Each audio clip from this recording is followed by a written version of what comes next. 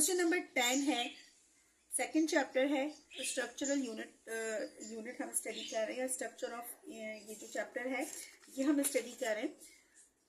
Question है हमारे पास, write a note on nucleus. Nucleus जिसे मरकज़ा कहते हैं, तो ये दोनों में पाया जाता है, एनिमल सेल या प्लांट सेल दोनों में पाया जाता है। तो न्यूक्लियस के क्या स्ट्रक्चर होता है, ये बहुत ही इंपॉर्टेंट क्वेश्चन है 9th क्लास के स्टूडेंट्स के लिए। और बहुत डिटेल में यहाँ पे, यानी कि 9th क्लास के हिसाब से यहाँ पे काफ़ी डिटेल में लिखा गया है। अब आप देखो यहाँ पे न्यूक्लियस और कैरियन, कैरियन का इसको नाम दिया गया है और न्यूक्लियस इसको कहते हैं। तो न्यूक्लियस और karyon, it is the most important and visible part of the cell, यानी कि जो सेल के बीचों बीच पाया जाएगा, दिस इज कॉल्ड न्यूक्लियस। और न्यूक्लियस को फर्दर स्टडी किया गया। तो जैसे ह्यूमन बॉडी के अंदर दिमाग होता है, ब्रेन होता है और पूरे बॉडी को कंट्रोल कर रहा होता है, इसी तरह से न्यूक्लियस जो है वो पूरी सेल की जो एक्टिविटीज होती हैं उसको कंट्रोल करता है। It was discovered in 1831। Cell कब डिस्कवर किया गया? 1600 में। ठीक है, उसके 200 साल के बाद ऑलमोस्ट 1800 जो सेंचुरी है उसमें सेल के जो न्यूक्लियस है उसको डिस्कवर किया। डिस्कवर को मैं एक्सप्लेन कर चुकी हूँ कि डिस्कवर या इन्वेंशन में क्या डिफरेंस होता है। It is present in the centre of the animal cell. Animal cell के बिल्कुल सेंटर में बीचों बीच मौजूद होता है। इट मे बी स्फेरिकल और इरेगुलर इन शेप। जो न्यूक्लियस होता है स्फेरिकल हो सकता है, यानी कि राउंड हो सकता है, बट इरेगुलर इन शेप भी हो सकता है, नो मैटर।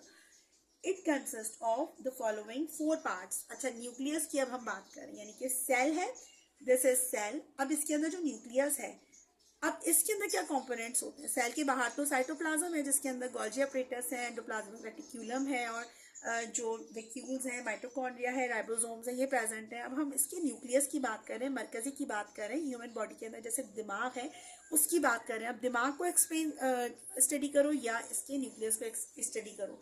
अच्छा, इस सेल जो है तमाम तरह हर ऑर्गन में पाया जाएगा, सिर्फ ब्रेन में मौजूद नहीं होता।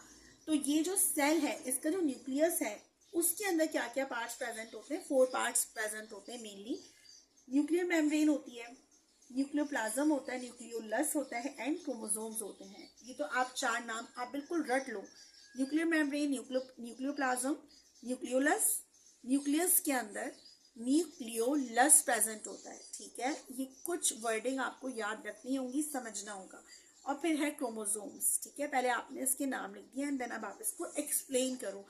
प्रॉपरली आपको एक्सप्लेन करना है ताकि आपका जो एग्जामिनर है आपको देखिए, आपको एग्जाम में राइटिंग ना बहुत बिग करनी है ना बहुत शॉर्ट करनी है, आपको नॉर्मल मिडिल राइटिंग में लिखना है। अगर आपकी राइटिंग बहुत गंदी है या मिलाकर लिखते हो तो वो अगर पेज देखता है एग्जामिनर आपका तो बहुत ही स्कैटर्ड, बिखरी हुई, अनफेयर सा वर्क लगेगा। आपको क्या करना है, अगर आप बहुत मिलाकर लिखते हो तो थोड़ा थोड़ा गैप देकर लिखते, एक फिंगर का गैप के हिसाब से एक वर्ड लिखा, एक फिंगर पे, इस तरह अंदाजे से आप अपनी राइटिंग जो है ना, 9th क्लास के स्टूडेंट्स अपनी राइटिंग को फोकस करें। आपको जो हेडिंग्स हैं वो ब्लैक या ब्लू मार्कर से लिख लो एंड देन आप उसको एक्सप्लेन करो।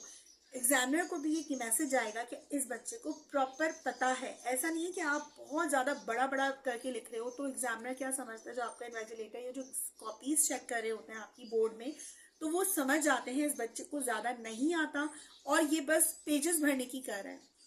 तो कुछ की पॉइंट्स है साथ में हम ये भी देखते जाएंगे। तो प्रॉपर लिखना है, हेडिंग डालनी है, फिर उसके बारे में लिखना है, फिर हेडिंग डालनी है, फिर लिखना है। तो फिर इस तरह से आप अच्छे मार्क्स को गेन कर सकते हो। आपने ये चारों के नाम लिख देना है पहले, nuclear membrane, nucleoplasm, nucleolus and chromosomes. Black से लिख सकते हो, ब्लैक पेन से लिख सकते हो ताकि हाईलाइटेड हो जाए कि ये 4 पार्ट्स होते हैं न्यूक्लियस के अंदर। अब आप उसको एक्सप्लेन करोगे प्रॉपर। तो आप हेडिंग डालो मार्कर से इसकी, न्यूक्लियर मेम्ब्रेन की, nucleus is enveloped by a double membrane called nuclear membrane. अच्छा, न्यूक्लियस जो होता है सेल के अंदर न्यूक्लियस है, न्यूक्लियस जो है ये डबल लेयर्ड पे कंसिस्ट होते हैं, यानी कि जो इसकी आउटर कवरिंग है ये डबल लेयर्ड होती है। ये याद रखना, न्यूक्लियस की न्यूक्लियर मेम्ब्रेन डबल लेयर्ड होती है। This membrane posses large number of nuclear pores. अब इसको आप ऐसे एक्सप्लेन कर सकते हो, ये दिस इज सेल, न्यूक्लियस है। अब ये जो न्यूक्लियर मेम्ब्रेन है ना, इसके अंदर पोर्स होते हैं। पोर्स का मतलब सुराख होते हैं इसके अंदर, बारीक सुराख, ताकि जो न्यूक्लियस के अंदर जो कंपोनेंट्स हैं एक गेटवे के तौर पे काम करता है। इसके जो कंपोनेंट्स हैं साइटोप्लाज्म के अंदर आ सके और साइटोप्लाज्म से फिर वो बाहर दूसरे सेल में जा सके और उस तरह से एक प्रोसेस चल सके लाइफ का। तो इसके अंदर ये जो होता है, ये जो लेयर है ये डबल लेयर्ड होती है। न्यूक्लियस जो होता है double layered, nuclear membrane double layered होती है। फंक्शन क्या होता है? Various materials diffuse in and diffuse out of the nucleus through this membrane. ये जो डबल लेयर मेम्ब्रेन है ना, ये क्या होती है? डिफ्यूजन का वर्ड आपने सुना होगा या नहीं सुना, तो डिफ्यूजन एक हेडिंग है आपकी, एक डेफिनेशन है।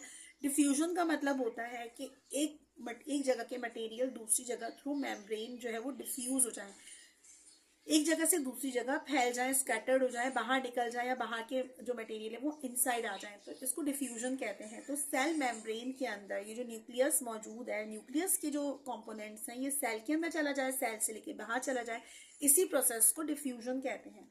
तो ये न्यूक्लियर मेम्ब्रेन के थ्रू सरंजाम पाता है। न्यूक्लियोप्लाज्म है, nucleus is filled with granular gel like structure. Nucleoplasm, ये जेल लाइक स्ट्रक्चर क्या कहलाता है? न्यूक्लियोप्लाज्म कहलाता है। It contain nucleoli and a network of thread like structure called chromatin network.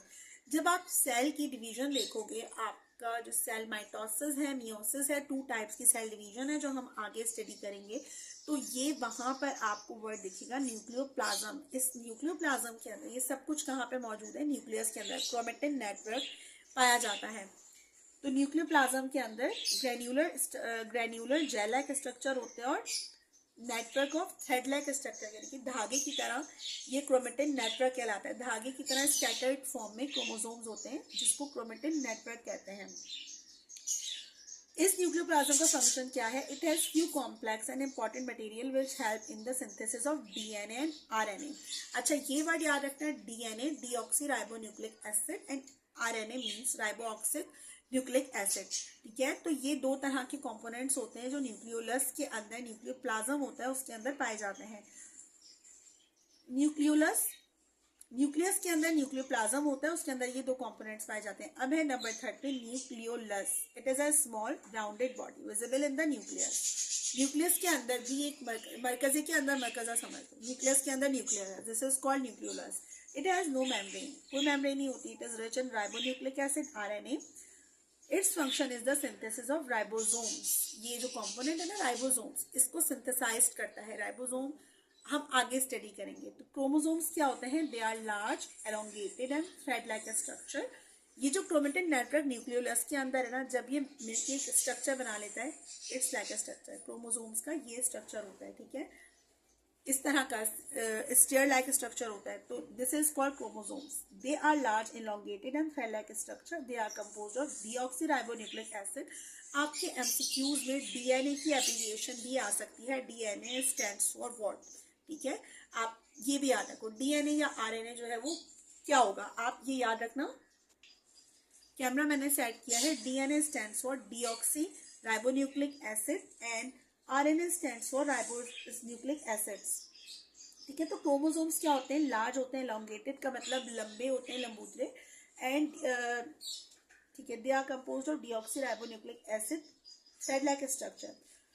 ये क्या है? डीएनए में कंसिस्ट होते हैं and proteins. The number of chromosome in the cell of all individual of the same species are always remain same. इसका क्या मतलब है? जैसे ह्यूमंस हैं, उनके जो क्रोमोसोम्स होंगे ना, ये 43 ही होंगे ह्यूमंस के अंदर। ठीक है, ये चाहे कोई भी इंसान हो, पूरी दुनिया, चाहे गोरा हो, सफेद हो, काला हो, अंग्रेज हो, हिंदू हो, कोई भी हो, ह्यूमन बॉडी जो है ना, तमाम लोगों की गॉड ने, खुदा ने, अल्लाह ने सेम बनाई है, तो उसके जो क्रोमोसोम्स होंगे ना वो 43 ही होंगे।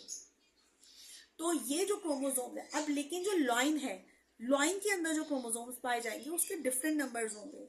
इसी तरह से जो बर्ड्स हैं उसके क्रोमोसोम डिफरेंट होंगे, बट तमाम बर्ड्स के सेम होंगे। यानी कि जो एक स्पीशी कहलाती है ना, एक टाइप की जो स्पीशी कहलाती है, उसकी बात कर रहे हैं हम कि वो डिफरेंट होंगे, वो सेम होंगे और दूसरी स्पीशी से डिफरेंट होंगे। तो ये है हमारा राइट नोट ऑन न्यूक्लियस। ये आपका बहुत इंपॉर्टेंट क्वेश्चन है एग्जाम के हवाले से, तो आप इसको अच्छी तरह से समझ लो, याद कर लो। समझ ना आए तो वीडियो डाउनलोड कर लो, इसको बार बार एक्सप्लेन समझने के लिए इसको रिपीट करके देखो। आई होप कि आपको यहाँ तक के समझ आया हो। अगर नहीं समझ आया तो आप कमेंट में क्वेश्चन कर सकते हैं।